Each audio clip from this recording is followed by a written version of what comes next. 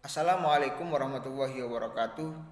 Anak-anak, pada kesempatan baik ini Ustadz akan menyampaikan materi tentang Rasul Ulul Azmi di buku paketnya halaman 48. Apa yang dimaksud dengan Rasul Ulul Azmi? Rasul Ulul Azmi itu adalah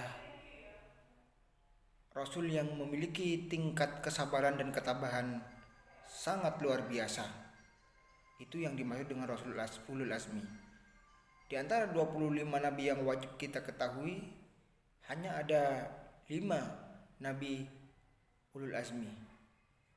Ustaz sebutkan yang pertama itulah Nabi Nuh alaihissalam, yang kedua Nabi Ibrahim alaihissalam, yang ketiga Nabi Musa alaihissalam, yang keempat Nabi Isa alaihissalam, dan yang terakhir adalah Nabi Muhammad sallallahu alaihi wasallam. Nah, Ustaz jelaskan. Yang pertama itulah Nabi Nuh alaihissalam. Nabi Nuh alaihissalam itu adalah nabi yang berdakwah selama 900 tahun. Bayangkan, selama 900 tahun Nabi Nuh berdakwah hanya mendapatkan pengikut yaitu 80 orang. Luar biasa kesabaran selama 900 tahun, walaupun dengan tantangan cemoohan, tantangan rintangan yang sangat luar biasa. Pada waktu itu ditolak dakwah Nabi Nuh tetap sabar dan tabah menjalankan perintah Allah. Sehingga suatu ketika Nabi Nuh alaihissalam diperintah oleh Allah untuk membuat perahu di atas gunung, dan tidak banyak pada waktu itu masyarakat sekitar menganggap Nabi Nuh itu sudah gila. Masa membuat perahu itu di atas gunung pada waktu itu, katanya masyarakat di sekitar. Nabi Nuh sudah gila buat perahu di atas gunung. Di mana-mana yang namanya buat perahu pasti di bibir pantai yang dekat dengan laut. Nah, tapi walaupun diolok-olok Nabi Nuh tetap bersabar, sehingga pada suatu ketika datang yang namanya banjir bandang dan menghanyutkan masyarakat sekitar. Namun yang hanya selamat itu adalah Nabi Nuh dan pengikut-pengikutnya. Selamat karena Nabi Nuh naiki perahu yang dibuatnya. Termasuk yang tidak selamat, yang durhaka kepada Nabi Nuh adalah Kan'an, anak Nabi Nuh dan istrinya. Yang kedua yaitu Nabi Ibrahim alaihissalam. Nabi Ibrahim alaihissalam selama berpuluh-puluh tahun menikah sehingga usianya tua, tidak dikaruniai seorang anak satupun. Setelah sudah tua, Nabi Ibrahim alaihissalam berdoa kepada Allah untuk dikaruniai seorang anak, lalu dikabulkan oleh Allah, diberi seorang anak yang bernama Ismail. Namun Allah Subhanahu wa taala memerintahkan Allah Subhanahu wa taala untuk menyembelih anaknya yang bernama Ismail. Namun Nabi Ibrahim alaihissalam karena itu adalah perintah Allah, menjalani dengan ikhlas dan tabah. Sungguh sangat luar biasa pengorbanan Nabi Ibrahim, sehingga disebut dengan Rasulul Azmi. Bayangkan jika itu terjadi kepada diri kita, anak-anak adik kita yang dicintai disembelih, apa yang terjadi?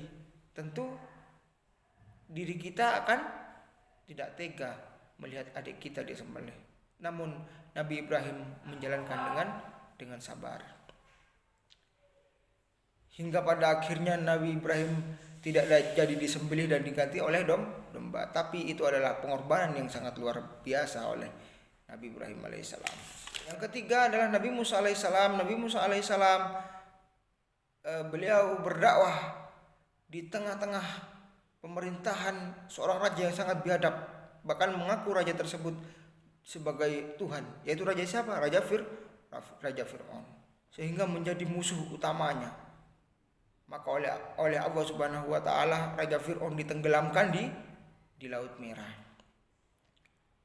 Namun selama menghadapi rintangan dan penolakan dari seorang raja yang bernama Fir'aun, Nabi Musa tetap sabar dan tabah menghadapinya, hingga kemenangan ada di tangan Nabi Musa alaihissalam. Yang keempat adalah Nabi Isa alaihissalam. Salah satu mukjizat atau kelebihan Nabi Isa itu adalah dapat menyembuhkan orang buta, dapat menghidupkan orang mati, dan dapat berbicara sejak dia bayi. Sejak dia lahir sudah bisa berbicara. Namun begitu pula cobaan dan rintangan selama berdakwah diterimanya. Bahkan olok-olok dia terima, penolakan yang sangat keras dia terima, namun Nabi Isa alaihissalam tetap bersabar menghadapinya. Yang terakhir itulah Nabi Muhammad SAW. Nabi Muhammad SAW berdakwah di tengah-tengah zaman yang disebut dengan zaman jahiliyah, zaman kebodohan pada waktu itu, anak-anak. Nah, di mana pada waktu itu seorang anak tega menghamili ibu kandungnya sendiri, seorang anak tega membunuh anak sendiri, seorang anak tega membunuh ibunya sendiri karena sudah tidak ada akhlak. Namun Allah Subhanahu wa taala mengutus Nabi Muhammad SAW untuk berdakwah memberantas yang namanya kebodohan, sehingga dapat kita rasakan pada saat seperti sekarang ini, yaitu Islam. Pada waktu itu Nabi Muhammad mengalami yang namanya cobaan yang sangat dahsyat. Maka Nabi Muhammad dilempari pakai batu sehingga kepalanya bercucuran darahnya keluar dari pelipisnya.